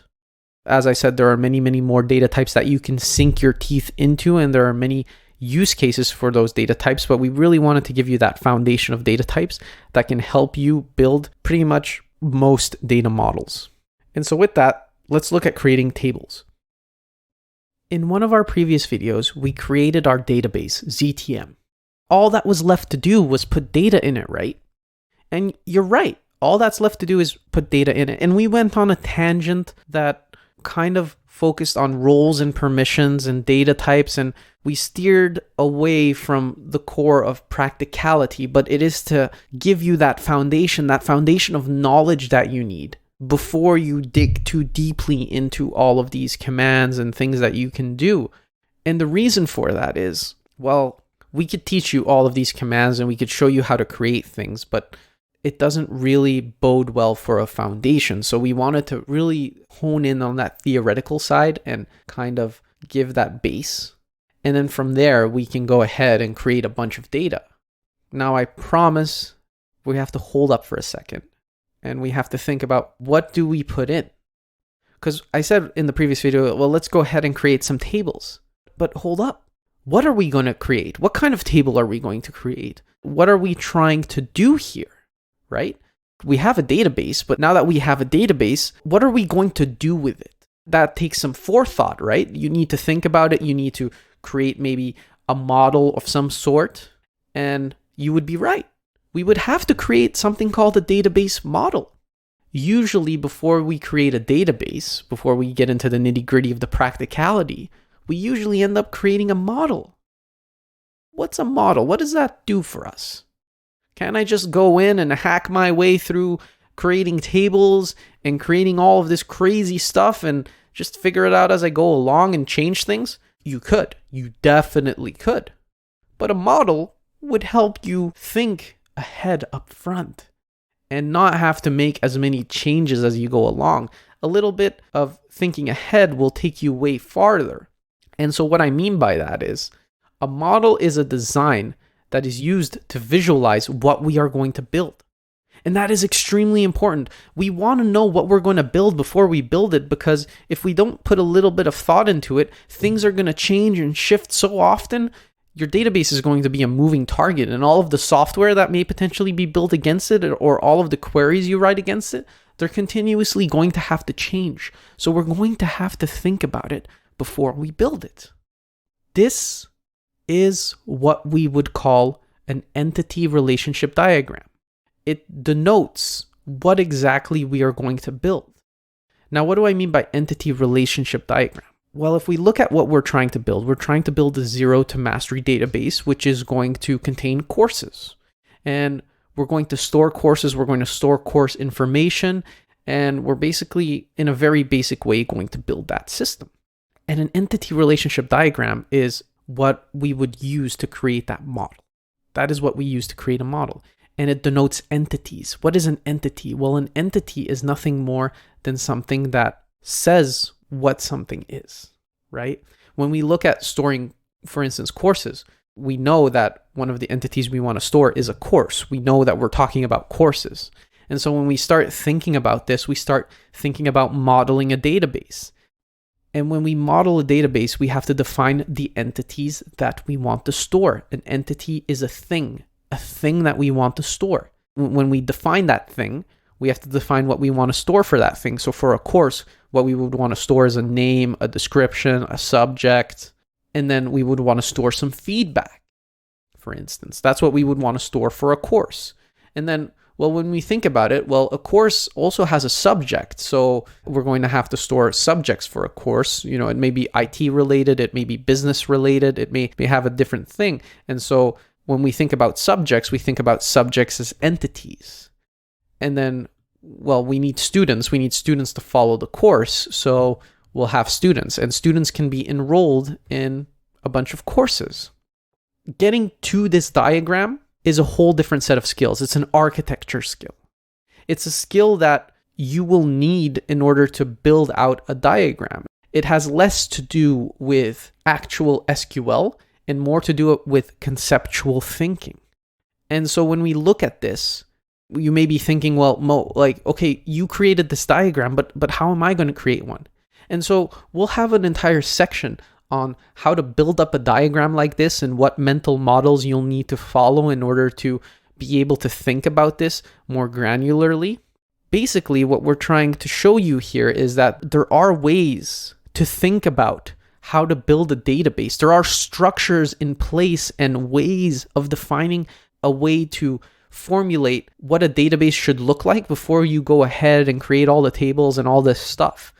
Diagrams and architecture is vital to specifying what your database is going to look like and how it's going to be sound, how it's going to be something that, can withstand different changes. And when we look at this, when we look at, for instance, our entity relationship diagram, well, what we know is that we have primary keys and foreign keys. This is something we've seen. And what primary keys and foreign keys have in common is they say when something's unique, but they also say when a relationship is being formed, right? And what we see over here in this diagram is we have all of our entities: enrollment, student, course, subject, teacher, but we also have these weird lines here. And these weird lines are what we call crow's feet notation. And crow's feet notation is nothing more than trying to tell you what kind of relationship is being formed. Like if we look at student and enrollment, how do we read this? Did you randomly draw this line? No, I didn't randomly draw this line, I promise. What we did here is we decided to say, hey, one student can have 0 or more enrollments. So this denotes 1. So one student can have 0, that's why the circle is here, or more enrollments. And if we look at this, one course belongs to 1 or more enrollments, but an enrollment can only belong to one course. One specific enrollment can belong to one course. You can be enrolled as a student into multiple courses, but the enrollment itself can only belong to one course. You can be enrolled into multiple courses, but the concept of an enrollment can only belong to one specific course. So when a student enrolls into a course, a student is enrolling into a specific course, not multiple courses at the same time. A student can still have multiple enrollments and have multiple courses that he or she is enrolled into. But when we denote it like this, what we're trying to say is we're trying to map that relational model that we talked about way back in the beginning. This is how we get towards defining that relational model. And there are specific rules that you need to follow in order to build a diagram that follows that relational model. Now, with that said, what is important here and what is most important here is not to understand how to build up a diagram like this, but it is to understand the necessity of a diagram like this. A diagram like this, the architecture up front, makes it so that you can build a coherent database. And it's not to say that this database is the most spectacular database or it couldn't be made better. No, we're trying to give a good baseline here and explain a concept that is absolutely necessary when building out a database. Now, we've seen a lot of different sample databases so far, right? Lots and lots of sample databases. We have our employees database, we have our world database, we have all of these databases that we've been doing exercises against. And a lot of them do not follow the best practices. And when we look at when we're going to do this, when we're going to create a database, when we are going to create a data shape, we're going to try to follow as many of the best practices as possible. Now that we're modeling our own database, it's important to follow the common standards. We want to follow those common standards because we want to build something that when other people come in and look at, they're like, okay, yeah, this looks good. Everyone will always have an opinion. But when you follow common standards, it's much easier for other people to be able to come in and understand what's going on. And so let's talk about naming conventions. When we talk about naming conventions, when we talk about, for instance, table names, and when it comes to naming things in software is the hardest problem. It is. Different programming languages and different technologies have different conventions. Well, when it comes to table names must be singular. This is a common convention, and there are a lot of different rules for this, theoretical rules, database rules that come into play, and it's good to follow this common practice. We don't want to name our table students, because when we store data in that table, we're always storing one single student. When we talk about table names being singular, it's because when we read the relationship, we can read it in that way. Table names being singular is just a common practice. And then when we talk about naming conventions, columns must be lowercase with underscores. So when we name columns, a common convention in Postgres and other database languages is because it's case insensitive, you can store uppercase, lowercase. Storing columns in lowercase with underscores is a common practice so that you don't have to use, for instance, the quotation marks. You can just underscore, underscore, underscore, and everything is easily accessible. So storing column names with lowercase and underscore is a common practice. Columns with mixed case are acceptable. You could do student and then ID with uppercase. They're acceptable. Columns with uppercase, unacceptable. Just a common convention, don't do columns with uppercase. You know, all these rules that I just told you, they're common practice, but at the end of the day, just be consistent, and write down your rules. Those are the best practices I can give you. Let's create some data. Now, I promise you, up until now, we've been all over the place. We've done some commands, but we haven't really created anything other than our database. We've played around with some roles and rules and permissions, but now what we're going to do, now that we know what our model looks like and what the rules are going to be that we're going to follow, well, we can finally create a table. We can finally put something in that database that previously was just empty. Here is our data model. And if you look at our data model, what I've done is I've highlighted student right here. And student can belong to one or more enrollments, to 0 or more enrollments more precisely. A student can be enrolled in nothing as well. So one student can belong to 0 or more enrollments. And an enrollment can only belong to one course. But why did I highlight student? Because it's the first table we're going to create. Now that we have a model, now that we have something to base what we're going to build off, now we can actually make something. And we can see here that we have student ID, first name, last name, email, date of birth. And here I've chosen not to follow the underscore underscore syntax. And so what you might immediately see is that I've chosen to ignore some of the best practices I just gave you. Interesting, right? All of my names are singular: an enrollment, a student, a course, a subject, a teacher, feedback. But when it came to naming my columns, I didn't really follow the rule that we set out. And so what are we going to do about that? Well, we're going to change this. So the way this should actually look is like this. And so over here, what we see is that I've named or renamed all of my columns to follow a consistent, proper naming convention. There is no confusion here over what something is or how I should name it. And over here, you see a custom data type that we'll be making later. But for now, let's focus on student. So we've renamed everything to be proper according to some of the best practices that you could follow. And so now the question becomes, well, how do I create a table? Like, what are all the options that go into it? What can I do here? And we've seen create table syntax here and there throughout some of the exercises that we've done, but we really haven't zoomed in on it. And so when we look at create table is simple, right? It's create table, you give it a name, and then you open the parentheses here, and you give it columns with a type, and optionally you can give it a constraint. You can constrain what that data is. And we've looked at constraints. Something can't be null. It has to have a value. That's, for instance, a good constraint. Something has to be a primary key. That's a constraint. A foreign key. That's a constraint. Many constraints that we can follow here. And optionally, you can make it inherit a different table so that it gets some of the columns and properties that are already set up in those tables. It's pretty simple, right? Pretty straightforward. So let's look at what a create statement would look for the student table. And so over here, we see the student table. And we see everything that has to do with creating that table. So we create the table and we name it student. Now we could have uppercase s this, but then again, case sensitivity and all that stuff. So let's stick with lowercase. We're calling it student. And then we have our student ID, which is of type UUID, which is a unique universal identifier.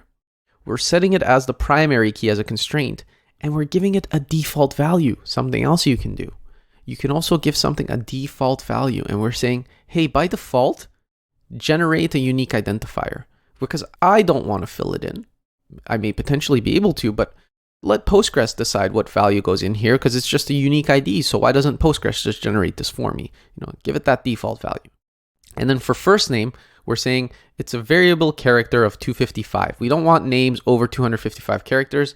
That's just a waste of space. You could limit this even more if you wanted to. We're saying the last name is exactly the same. Both of them have a constraint of not null. And we have email over here, which is variable character of 255, also not null. We could go further on email and we could place a constraint that says that it needs to follow a particular pattern, for instance, or we could offload that onto the API, the server or the software that's trying to fill something into your database to follow those rules. If it's a person filling in, you may want to put in some constraint here, potentially, but for email right now, we've chosen variable character 255, not null. For date of birth, we've chosen date, and we're also going to specify not null. Pretty simple, right? That's pretty easy, pretty straightforward. So let's go ahead and execute that. All right, so here we are in our command prompt, and there's a couple of things we need to do here. First off, we need to connect. So we do PSQL -u, and we do Postgres. And let's connect to the ZTM database because that's where we want to be. And let's double check this. Of course, we see the name over here, but And so the first thing we're going to do is we're going to try to execute this query. So we have our create table statement, and it's a multi-line statement. So we have create table student, and we have our student ID with a UUID and all of this good stuff, not null, everything we said. And oh, UUID generate 4 is not available. Okay. So in order to actually properly generate a UUID, this looks oddly familiar. So UUID is a data type that Postgres can enable, but as you can see here, for our default value, we're executing a function. And this function, well, Postgres doesn't know what this function is. So what we need to do here is we need to create an extension. So Postgres allows you to install extensions. These are extensions on top of Postgres that allow it to extend its functionality outward, have more options, and so forth. And so we need to create an extension for this bad boy right here. So how do we do that? Well, there is this command called create extension, if not exists, UUID OSSP. So this is an extension that is just available with Postgres. Someone made it. And what it allows you to do is extend the ability of the UUID type, therefore having this generate function that will generate a UUID for you so that you have the ability to generate unique IDs. So it's extending Postgres with the ability to generate unique identifiers. And it has more functionality than just this. Right now we're calling UUID generate v4. There are other functions that this package, this extension gives you, but this is the one we're most concerned with. So if we go and we execute our create table for student again, we're going to have created that table. And if we do DT, what we're going to see is I still have the my table from creating the database based off of the blueprint that had the table in it. So let's go ahead, and we can see that because it's created by education. And so let's go ahead and drop that table, drop table, my table. Pretty easy. And so if we look at student now, well, we have our student table, but we have no data in it, but we've created it. How do we look at what student looks like? Well, if we look at /d students, what we're going to see here is that we have a student ID, our first name, our last name, our email, our date of birth. And we can see here that student became a primary key because we denoted it to be a primary key. We can see the types here, UUID, character varying. We can see that they're not nullable. And we can see that the default value has been set to UUID generate v4. So /d with a table tells us all we need to know about how we created that table. And we can even see that we created it in the public schema. So it's in the public schema by default because we created it there. And so now that we've created our table student, what I really want to zoom in on are these constraints, because so far we've only seen not null. We've seen what primary key does for us, and we've seen that it generates an index for us. But let's zoom in on the types of constraints that we can apply. All right, let's talk constraints. Constraints are a tool to apply a validation against data that will be inserted. And so we've looked at this throughout the course. We've seen many different types of constraints. In the previous video, we even mentioned constraints on the primary key, constraints on not being null.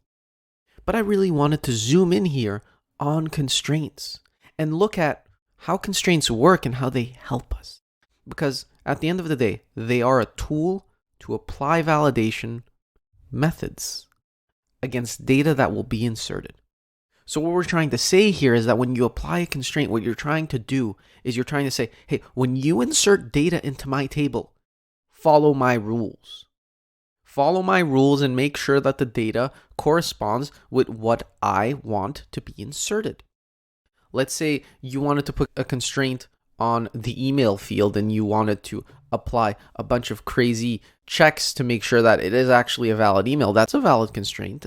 Or let's say you wanted to constrain the validation of a phone number to adhere to a certain structure. That's a valid constraint. Primary keys are a valid constraint. Again, not null, foreign key. All of these are constraints. All of these are validation methods that are saying, hey, data must be inserted this way. When we think about constraints, there are two very, very important distinctions to make. Column constraints is one of them. Applying a constraint as part of a column definition. And we've seen this happen. We've done this. On the student table, we applied a column constraint that said that certain columns could not be null. Now, when we talk about column constraints, what we're talking about is a constraint that is part of the definition. So part of that same line, when we're defining the column and we're saying column student ID is UUID and then it's a primary key. Well, we're saying at that point in time, well, this is going to be the primary. When we look at column constraints only apply to that column. They don't apply to multiple columns. They can't cross concerns. They're just for that specific column. Here are some different constraints that you can apply on a column and the meaning. So what do they do? So when we look at column constraints, we're trying to look at a constraint that will be applied uniquely to that specific column, not multiple columns, just that one. And so one that we're very, very familiar with and one that we've seen throughout the course, not null. It cannot be null. It has to have a value. It cannot be the value null. So that's pretty easy. We know all about null values. We're null professionals. When we look here, primary key is another one, and we just applied this to the student table. And the column will be the primary key, and that is very important.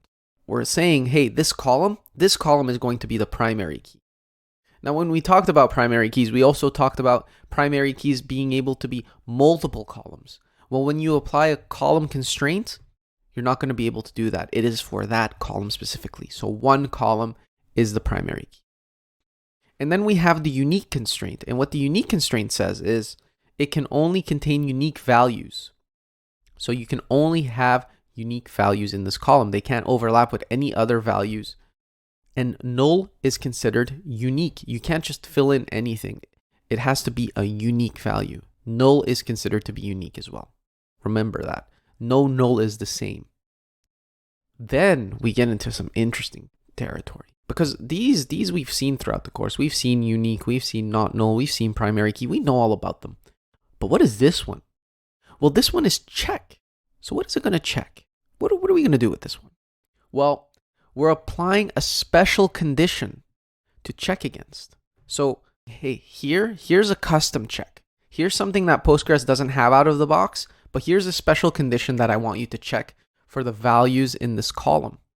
And this could be, for instance, that email validation we spoke about, that phone number validation we spoke about, that you want a specific sequence or that you want specific characters to be present or whatever else. You can fill in unique special conditions to check against. And that is what check is for. And then last but not least, the constraint references. What does references do? What does it mean? Well, we've talked about primary keys and we've talked about unique, but where are foreign keys at? Well, that's what references is for. References to constrain values of a column to only be the values that exist in a column in another table. Well, that sounds oddly like a foreign key. So what we're saying here is when you apply the constraint references, you're pointing to a different table and a specific column in that table. So you're referencing somewhere else and you're saying, hey, anything you fill in here, it has to correspond with a value in that column in that other table. So a foreign key constraint. And so now that we know all of these column constraints, we're basically column constraint masters. But hold up. These are not the only types of constraints that we can apply. And so let's go a bit deeper here. And let's look at table constraints. Table constraints. So far we've seen column constraints and constraining data on a column level. But then again, we are able to constrain multiple things. We are able to, for instance, create a primary key that has multiple columns. But how do we do that? Because we only have seen how we can do things at the column level. Well, that's where table constraints come into play. A table constraint is a definition that is not tied to a particular column, and it can encompass more than one column. It doesn't apply directly to a column. It's above that. It's at the table level, right? When you define a table, you're defining individual columns, but that table can also have checks against one or multiple of its columns. You don't need to define every constraint at the column level.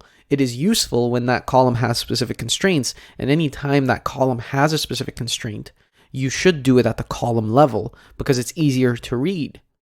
But sometimes you may have multiple columns that need constraints. You may have other necessities that need to go into this, and that's where table constraints come into play. You see, when you apply table constraints, you can basically write any column constraint as a table constraint. And when we look at table constraints, well, we have pretty much the same constraints we did at the column level. We can make something unique. It can only contain unique values, and null is also unique. Remember that. We could set a primary key, but we could give a column list. So the main differentiation here is you can give a list of columns that need to adhere to this constraint. At the table level, it's a column list. It's not a specific column. And then when we write check conditions, check conditions are applied on inserting or updating. So you can check a condition against one or multiple columns. That's pretty good because a check constraint at the column level will check at insert or update at that column. But at the table level, you could check multiple things at the same time. So pretty useful. And then again, our foreign key references keyword that can reference another table. Extremely useful stuff here that you can write constraints in this way. Now, if we were to look at how we would write a table constraint, well, over here we can see our student table, and we can see that we had our UUID, and we're just giving it a default now. And we have our first name, last name. We're still giving the table constraints not null here at this level. But then here at the bottom, you can see I wrote the keyword constraint. And this is how you define a table level constraint. You're writing constraint at the bottom after all the columns are defined. And then you're giving that constraint a name so you can name it at this point. Postgres isn't going to name it for you. No, you're going to give it a name. So you have to have a naming convention. In this case, I chose PK for primary key, and then I gave it the column name that I'm applying the primary key to. And then I say, hey, here's a primary key and here's my column list. In this case, the column list only contains one column, but you could do comma something else. So table constraints are very easy, very straightforward, very fluent in the way that you define them, because it's just a different way of defining your create table statement. And every column constraint can be written as a table constraint. Now let's go look at some of them. So over here, I'm in DB Fiddle because it's an easy place to fiddle around with some concepts or show you guys some stuff. And you can see here, I've created a table called category, in which I've put a category ID and a type of type text and small int. I didn't use a UUID here because in DB Fiddle, they do not have the plugin installed. Thus, giving a UUID type is a bit irrelevant. So we went with small int for this one. And then we created a table called column constraints, in which we'll define columns with a couple of column constraints. And we've created a table constraints, in which we'll take the same data, but we'll apply it as a table constraint. Pretty straightforward. So if we look at column constraints over here, we can see we have a column constraint ID. We have a column called something with text. And column constraint ID is a primary key. Something is text and not null. And then we've defined an email here. And now I've went ahead and created the check for this column. It is of type text and it has a check constraint. And what we're doing here is we're checking the value of email to match the following. And over here, you see this random mishmash of all these different types of characters and all these crazy kind of constraints. What is this? Well, this is what we would call a regex, or a regular expression. And regular expressions are a validation mechanism. They're basically a way to write down, hey, I only want things that match the alphabet A to Z, 0 to 9. They can contain a dot potentially and match the same value. For instance, if your email was mo.beanie@gmail.com or whatever the case may be, and then you can kind of constrain the input of text. It's basically a regular expression is to validate an input. That's what it's used for. When we look at regular expressions, they're a whole different language. They're implemented in a ton of different languages. They're implemented in SQL, you have them in JavaScript, in Python, in Java. They're something that crosses the realm of programming and databases because they're an easy and well-established way to do validation against text and input. When it comes to regex, we've compiled a list of resources and explanations and easy introductory level material that will help you get into regex and kind of learn about it. Now, we're not here to become regex masters, but it is an important skill. And so we've compiled what we find are some of the easiest, most comprehensive resources to get you into regex and to get you to understand how to apply regexes, because they are a useful validation input mechanism. And when it comes to data, what we want to do is we want to make sure that whatever we fill in here, that it adheres to certain rules. And if a regex is the way that we need to write those rules, well, we can learn how to write regexes and we can apply them. In this case, this regex I pulled from somewhere, and it's a simple validation mechanism that's gonna kind of validate a email address. And there are websites where we can test this visually. If you take regex 101, it is a website where you can go and you can copy a regex into place, and then you can go ahead and say, hey, if I type mo@beanie.io, what's going to happen? Well, it matches, so it's valid. And then if I, for instance, typed @beanie.io, so someone, for instance, went ahead and typed, hey, I'm going to not fill in the full thing. Well, it's not going to match, so we know this is going to error. But if I wrote an H here, okay, now we're valid. Now we're invalid. If I remove the @ now we're invalid. So you can see here how we're trying to validate the matching against this case. And you can see here, match a single character. So we're matching a single character set between A and Z, lowercase a and Z, 0 and 9, and then match a character literal. So this will kind of go ahead and explain to you what all of these different parts mean, because it's kind of gibberish when you look at it, right? But I promise you, regexes aren't hard. You just need to go to the resources we've linked for you, read through it a bit, get familiar with the regex syntax. And once you're familiar with the regex syntax, it becomes very, very easy. And there are regexes all over the internet that can give you a starting place to kind of figure out how you want to apply checks. And this regex tester, regex 101, is a great place to go ahead and test out and see what your regex means. Now, with that said, what we've done here is we've applied this regex that's basically going to do an email validation, and we've just validated that it indeed checks emails. If you don't fill in a valid email, it's not going to match against what this says. So here we've also created a category ID with a small int, and it's referencing. So it's creating a foreign key to category, which is the upper table, category ID. So we have a foreign key transaction. And then here we have a create table where we're doing everything but with table constraints. So you can see we've done the same ID. We call it column constraints ID. We could have called it TC ID, but for all intents and purposes, we named it the same.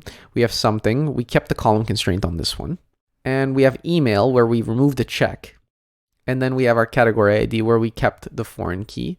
And what you can see at the bottom here is we've defined a constraint and we've named it primary key table constraints, and we've called it primary key of this. And then here we've done our constraint valid email, where we check our email field against our regex. And so if we go ahead and run this, what we'll see is that there is a table constraint validation for valid email. And this is because over here you can see we're inserting into category and we're inserting proper category values. But when we insert into table constraints, we're doing a value, we're filling in a something, and we're giving an email. But the email is invalid, so we're hitting our constraint here. But if I made that Mo, well then suddenly we have proper constraints. And if we select it from table constraints here, then we will see that what's filled into our database is one something mo@beanie.io.